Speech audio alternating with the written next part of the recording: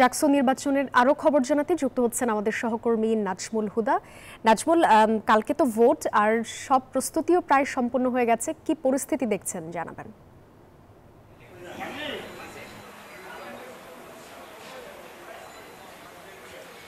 সাদিয়া, আপনাকে ধন্যবাদ। আপনি যেমনটি বলছেন, এই মুহূর্তে রয়েছি জাকসুর যে নির্বাচনের যে কার্যালয়, সেই কার্যালয় রয়েছে এবং আপনারা জানেন যে ঠিক কিছুক্ষণ আগেই কিন্তু যে ভোটার যে সরঞ্জাম সেগুলি কিন্তু 21টি যে আবাসিক হল, সেই আবাসিক হলে পাঠানো হয়েছে। আবাসিক হলগুলোতে কিন্তু যে সরঞ্জামগুলি পাঠানো হয়েছে এবং আপনারা জানেন যে দীর্ঘ 33 বছর পরে জাকসুর নির্বাচন হতে যাচ্ছে।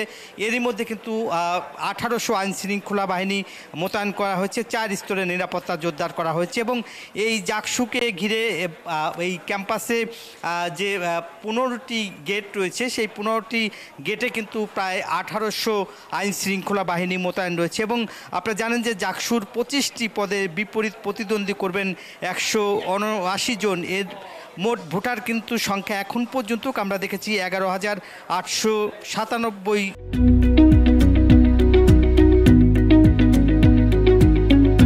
জন ভোটার। এর মধ্যে এবারের জাকসু নির্বাচনের 21টি হলের বুথ কিন্তু 224টি বুথ এবং 21 জন রিটার্নিং অফিসার, 67 জন পুলিং অফিসার এবং সহকারী 67 জন অফিসার দায়িত্ব পালন করবেন।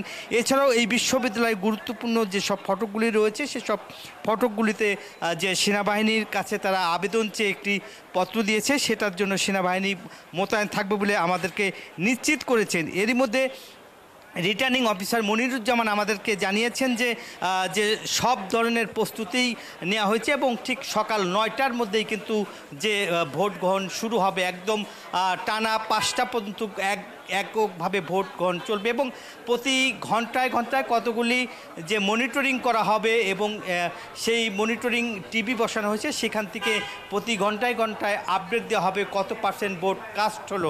এই ছিল আমার কাছে জাকসু নির্বাচনের সর্বশেষ তথ্য। ফিরে যাচ্ছি স্টুডিওতে। নাজমুল, ধন্যবাদ আপনাকে।